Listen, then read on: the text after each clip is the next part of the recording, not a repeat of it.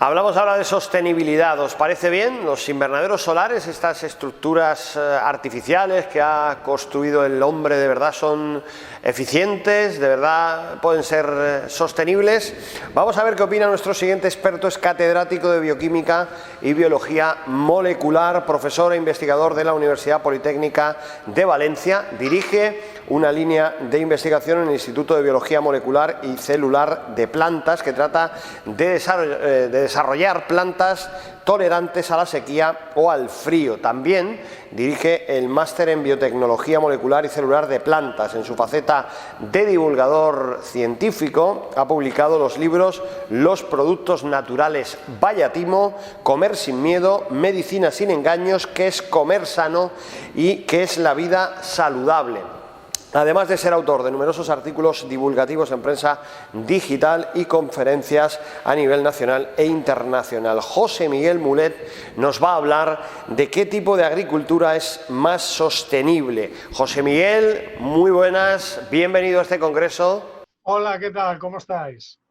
Y enhorabuena por tu reciente cátedra que casi estrenas con nosotros hoy. Pues casi sí, la verdad. Me examiné hace muy poco y de hecho acaba de salir en el BOE, o sea que ya me destapo con vosotros. O sea que tengo que hacerlo bien para que no me la quiten. Bueno, tiene que estar al nivel de un catedrático como tú. Es decir, la exigencia se ha multiplicado. Cuando quieras, todo tuyo. Vale. Bueno, uno de los mitos que tenemos en relación con la agricultura es que la producción es natural, que la agricultura, para mucha gente, la visión que tienen de la agricultura del campo es algo así, como una especie del jardín del Edén, donde solo tienes que ir y recoger las frutas que cuelgan del árbol. Ay. Por cierto, sobre el jardín del Edén, curiosamente la palabra paraíso procede del persa y quiere decir jardín o terreno cerrado, lo cual ya nos dice que el paraíso igual no era un jardín, sino era un huerto. Pero bueno, pero hombre, cualquiera que vive, y bueno, y esto es la imagen del campo, y la imagen del agricultor tiene que ser hombre de más de 60 años y imprescindible gorro de paja y camisa de cuadros. Si no, no es un agricultor. Bueno, pues quizás esta no sea la imagen real de la agricultura ni del agricultor que tenemos, y quizás habría que entender y habría que empezar a explicar que si tenemos supermercados que están llenos de comida y llenos de alimentos, es porque hemos estado utilizando la tecnología y es gracias a los métodos de producción. Y solo hay que hacer un repaso de cómo la historia de la agricultura ha sido la historia de ir utilizando la tecnología. A ver, los primitivos hombres eran cazadores, recolectores, básicamente cazaban mamuts. De repente hay un cambio, que es la primera revolución verde, y las poblaciones se hacen sedentarias y empezamos a cultivar. De hecho, esto ha ido implicando el cambio de nuestra relación con la naturaleza. Ya en la época de cazadores-recolectores domesticamos algunos animales, principalmente uno, el perro, que a partir del lobo hicimos a los perros. Pero las primeras herramientas que construyó la especie humana tenían que ver, al principio, con la caza y con la pesca, pero inmediatamente después con la agricultura. Estos son herramientas prehistóricas y, como veis, muchas de ellas están relacionadas con labores agrícolas, algunas de las cuales podríamos reconocer perfectamente en la actualidad. Es decir, hay alguna herramienta que algún agricultor sigue utilizando, algunas parecidas. ¿Por qué aparece la agricultura? Es un tema de amplio debate. De hecho, bueno, Childt dijo la teoría del oasis, que la agricultura aparecía en zonas donde había mucha agua. Luego Brainwood tuvo otra teoría, que es la del área nuclear, que digamos es un descubrimiento muy específico y muy concreto que se expande. Lo que es importante es que hay algunos autores, como Jared Diamond, que han dicho que pasar de la vida sedentaria a la vida agrícola fue como un retroceso, que la vida era peor. A ver, es cierto que con el sedentarismo aparecen algunas enfermedades asociadas. Por ejemplo, cuando empezamos a comer más cereales, tenemos una dieta más rica en azúcar, tenemos más energía y empiezan a aparecer las caries. La caries dental es una enfermedad propia de las sociedades agrícolas y no se da en las sociedades de cazadores-recolectores. Pero también la estructura en nuestra sociedad sale gracias a la agricultura. Todo lo que es el comercio, todo es gracias a los excedentes agrícolas. También aparecen las primeras diferencias económicas y sociales y también la especialización y la división del trabajo. O sea que todo lo que somos se lo debemos a la agricultura y gracias a eso nos hemos tecnificado. Sobre que la agricultura haya sido peor para el ser humano, esto es muy cuestionable. Lo que pasa es que excede del ámbito de esta charla. Si queréis, el año que viene hablamos solamente de eso. ¿Dónde se inicia la agricultura? Pues la zona más antigua donde se ha encontrado evidencia agrícola es en el creciente fértil, en la zona de Mesopotamia. De hecho, si leéis la Biblia, si leéis el Génesis, el jardín del Edén está precisamente en esta zona de aquí. ¿Veis lo que os he dicho antes de que el paraíso realmente, etimológicamente, quiere decir terreno cercado o terreno vallado? Posiblemente esos primeros mitos religiosos hagan referencia al nacimiento de la agricultura. Aquí es donde se domestican las primeras especies, tanto animales como vegetales, que se utilizan en agricultura. Y lo más curioso es que es un invento que se da en diferentes partes del mundo, partes que no estaban interconectadas. En América, donde no había ninguna relación con las civilizaciones agrícolas de Europa, de África o de Asia, también se descubre la agricultura en una época muy posterior. Por lo tanto, es un invento al que la especie humana llega desde diferentes ámbitos y sin contacto entre ellos. Y de hecho aquí, en América, también se dan algunas domesticaciones que muchos siglos después llegarían a Europa. Curiosamente, en el mundo antiguo, en el mundo precolombino, se ha demostrado, gracias a la arqueología, que habían intercambios de especies entre México y la zona de Perú y Ecuador. Es decir, que hace 4.000 o 5.000 años ya se recorrían largas distancias y se intercambiaban especies vegetales. Algunas especies se han domesticado, como por ejemplo las cabras domésticas, o por ejemplo a partir de plantas monocotiledóneas se han llegado a dar algunas de los cereales, otras han sido reacias. ¿En qué ha consistido el proceso de domesticación? Pues eso es tecnología también. Eso consiste en que una persona, un hombre, en la naturaleza no se da, un hombre o una mujer observan diferente mutación, esa es la que seleccionan y esa es la que utilizan para la siguiente cosecha. Y hemos hecho cosas notables, por ejemplo, a partir de la Brassica oleracea, que es esta especie de aquí, hemos conseguido toda la riqueza de repollos, coliflores, brócolis, berzas, coles de Bruselas, colirrábanos, etc. Todo esto que veis aquí ha sido obra de la especie humana.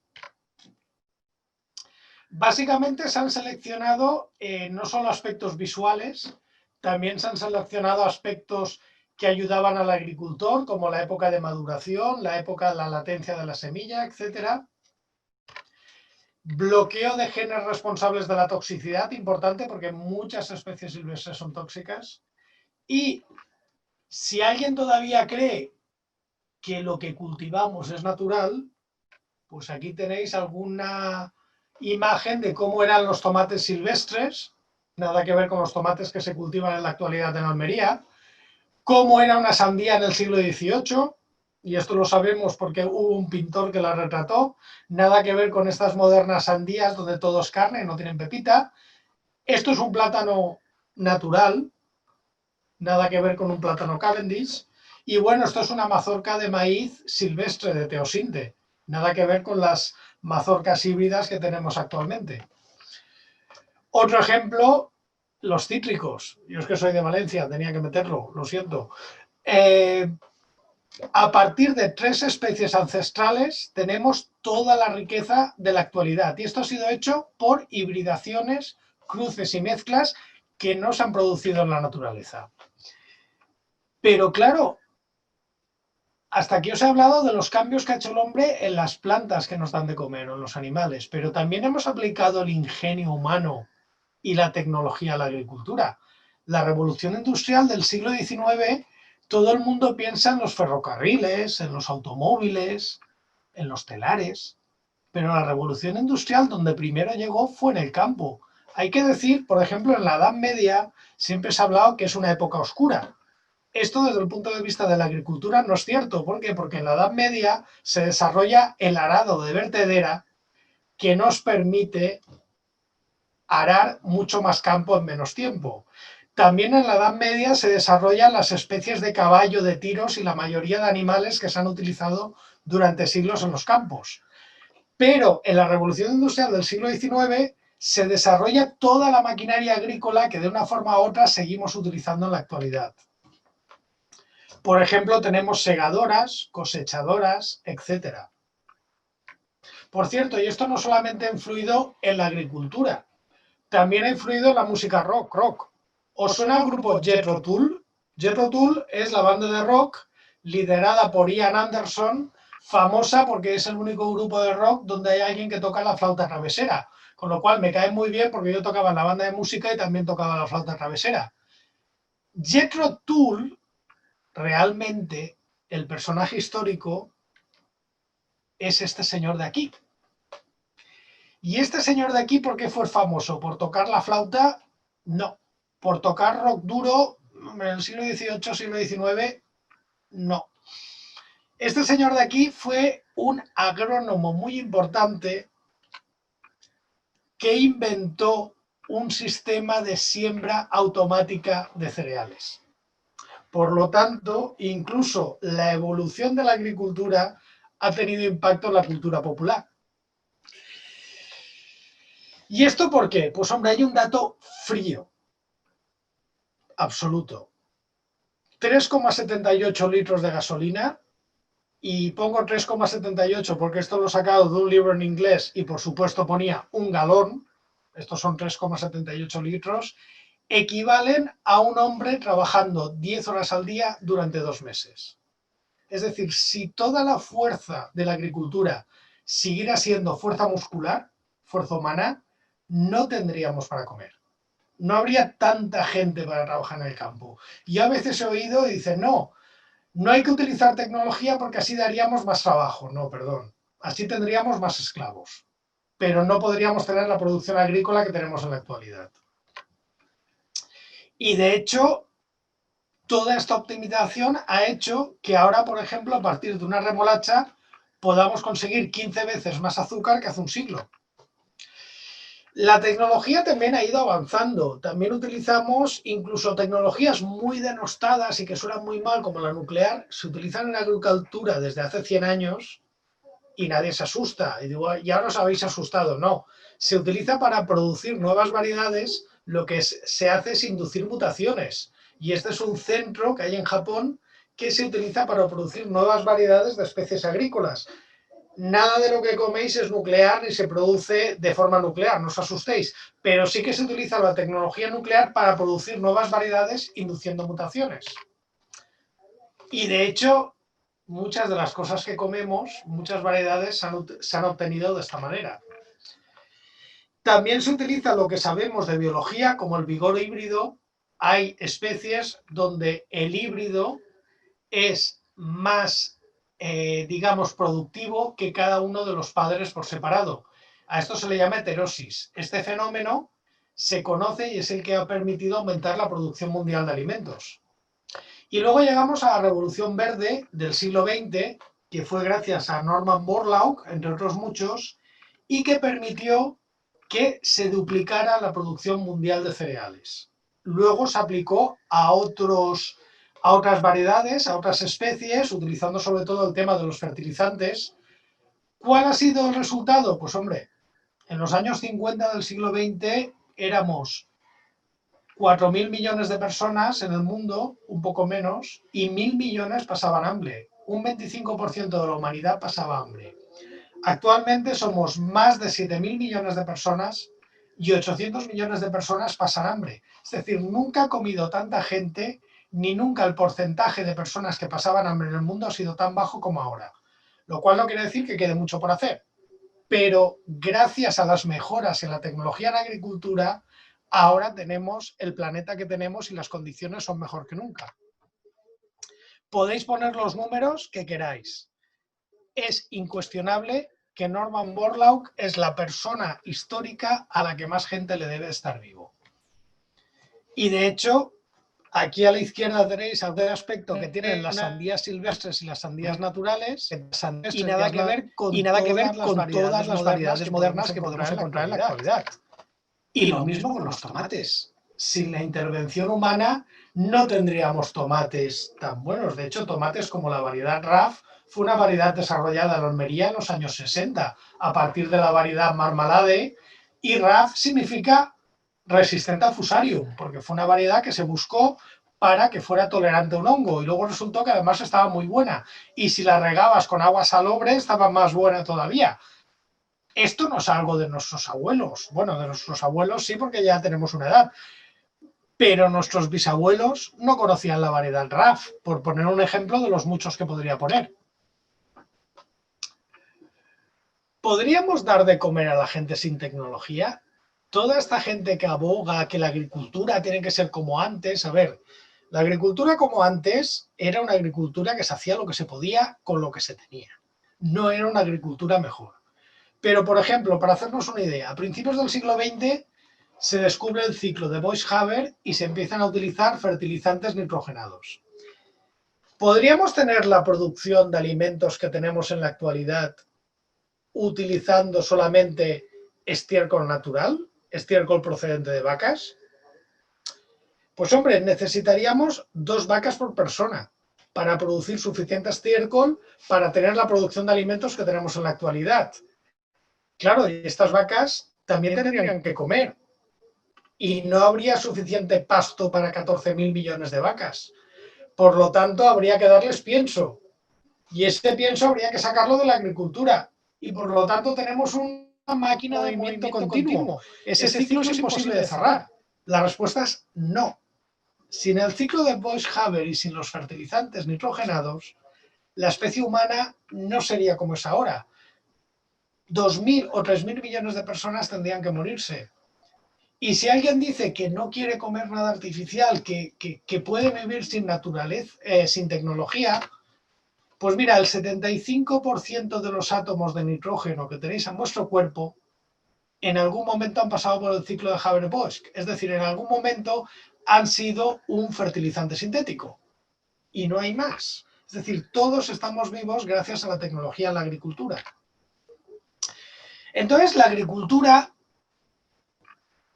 no es necesariamente el abuelo con el gorro de paja y la camisa de cuadros. La agricultura también es, además de todo lo que he mencionado, de las mejoras en genética, de las mejoras en mecanización, también es tecnología de la información. También es el uso de satélites y drones para ver las variables que hay en el campo y saber dónde necesita riego y dónde necesita fertilización. La agricultura también es la agricultura vertical y también es el cultivo hidropónico. Y de hecho, ¿qué tenemos que agradecerle? Imagínate que hace 100 años le dices a alguien, en el año 2020 las principales zonas productoras de especies hortícolas en Europa van a ser una zona que es un desierto y una zona que está por debajo del nivel del mar.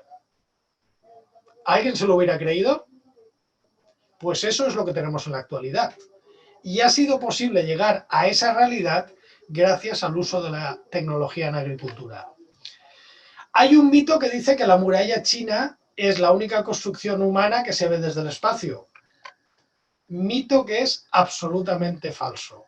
Esta es una foto de satélite de la muralla china y ya os digo que tenéis que aguzar mucho la vista para verla, porque la muralla china, por muy ancha que parezca en el suelo, desde el espacio no se ve. Por lo tanto, si alguien nos dice, no, la muralla china es la única estructura humana que se ve desde el espacio.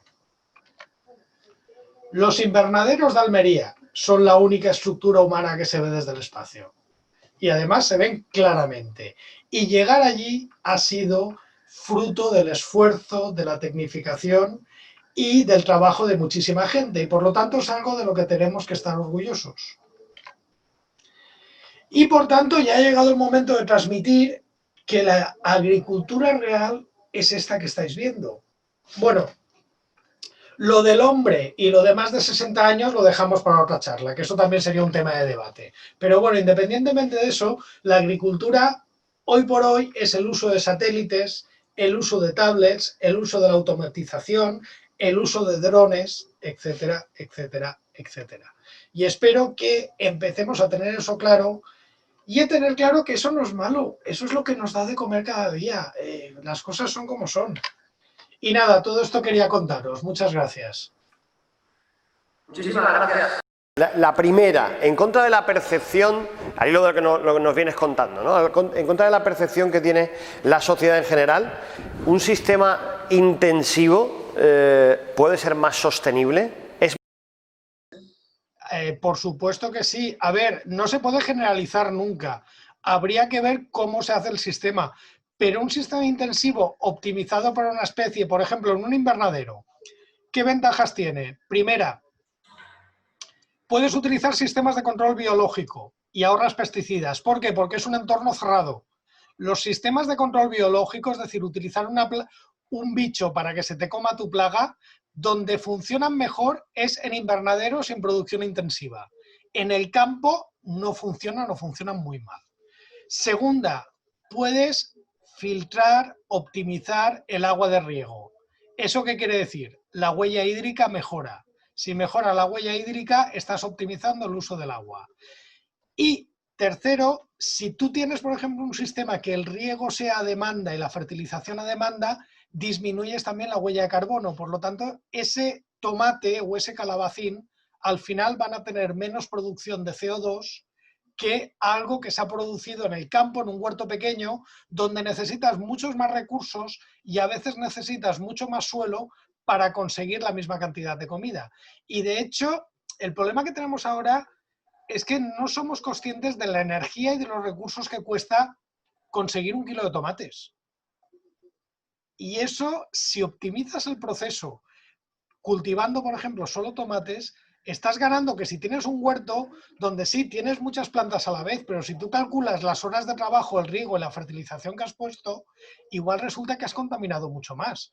Ahora se habla mucho de los huertos urbanos, está muy bien, pero eso es un hobby. Eso no es una forma de dar de comer a la gente, porque si tú calculas las horas de trabajo que has puesto, el tiempo que has invertido y la producción de comida que tienes, pues, a ver, esos tomates son un objeto de lujo. Claro, dar de comer en las mejores condiciones de calidad, de seguridad alimentaria y además en volumen suficiente, como por ejemplo poder atender las demandas de 500 millones de consumidores de la Unión Europea, ¿no? Que eso es un reto interesante. Todo eso escalado al planeta, pues todavía es más complejo. Pero te quería preguntar, ¿crees que los invernaderos solares pueden ser parte de la solución del problema y son escalables a otras zonas? ¿O lo que pasa en Almería se queda en Almería y Granada y poco más? A ver, depende de la zona. ¿Qué ventaja tiene Almería? Almería tiene la ventaja que tiene muchísimo sol. Eso cuando estaba el desierto quizás era malo, bueno, servía para hacer películas de vaqueros, pero ahora es muy bueno porque esa energía solar se puede aprovechar para tener una temperatura uniforme durante todo el año y para conseguir energía para las luces, etc. Hay otro mito muy extendido que es el mito de la producción local. La producción local es siempre más respetuosa con el medio ambiente, depende de dónde vivas. Tú imagínate que todos estos invernaderos que tenemos en Almería los quisiéramos hacer en Escandinavia, en Estocolmo. ¿Qué pasaría? Que toda la energía que en Almería se produce a partir del sol, en Estocolmo habría que producirla a partir del gasoil o a partir de la electricidad, que ya tendría que venir posiblemente también del gasoil o de la energía nuclear. ¿Por qué? Porque no tienes la energía solar necesaria para mantener eso a una temperatura y que encima te sobre para producir electricidad. Por lo tanto, el modelo Almería es escalable a otras partes que haga sol y que tengan diferentes condiciones. Y un tomate producido en un invernadero en Almería y consumido en Estocolmo es mucho más ecológico y más respetuoso con el medio ambiente que un tomate producido en un invernadero en Estocolmo que se ha tenido que calentar con gasoil. Bueno, esto es importante saberlo. Tú eres docente, investigador, también realizas una importante tarea en torno a la divulgación. Quizá esto es lo que le falta a la agricultura en estos momentos, trabajar en este campo, en el de la información, en el de la conexión directa con el consumidor, pues al menos para que nos relajemos muchas veces, ¿no? Y nos olvidemos de esos falsos mitos que tampoco nos hacen bien, ¿no? Hay que vivir un poco más tranquilo, ¿no? Y no temiendo prácticamente a todo lo que está a nuestro alrededor. Desde mi punto de vista, sí. A ver, a mí que me invitáis mucho la gente de la agricultura, y os lo agradezco muchísimo, yo lo que veo es que la imagen que tiene la agricultura de la sociedad no es real. Hay gente que piensa que los tomates se cultivan en el supermercado. Hay gente que piensa, y el problema no es la gente, el problema es que esa gente luego son los políticos que son los que toman las decisiones, que a veces te dicen cosas como que se pueden prohibir todos los fitosanitarios porque la agricultura de toda la vida no los necesitaba. ¿Cuál es el resultado?